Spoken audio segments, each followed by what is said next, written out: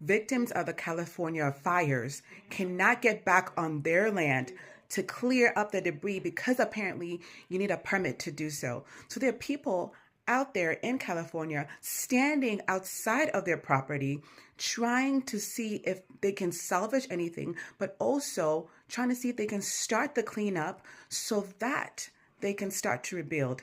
But California has all these permits put in place to prevent people from being able to rebuild or clean up the debris on their land. Now, I watched Trump's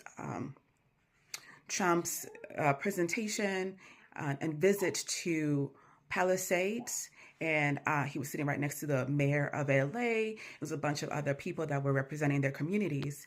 And what he told the people was that he was bringing down all federal barriers in order for Californians to rebuild their community. So now that all the federal permits are no longer needed, all that needs to be done is for the mayor of LA to remove all the inhibitants and all the requirements for permits so people can start cleaning up their property and start rebuilding. And you know what? She was unable to do so. She has the same executive powers that Trump has in order to make the permitting go faster or just do away with permits altogether. But here's what she said. At first she said, oh, it doesn't really take 18 months, which all the people that are complaining are saying that it takes 18 months for them to get a permit in order to start the rebuild process. Then she said, oh, maybe we'll get them in 6 months. Well, Trump said that's too long.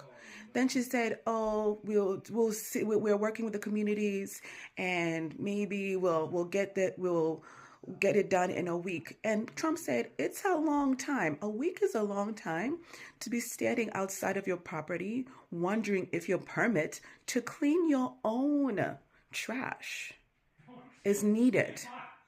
Isn't that crazy? So my conclusion is this.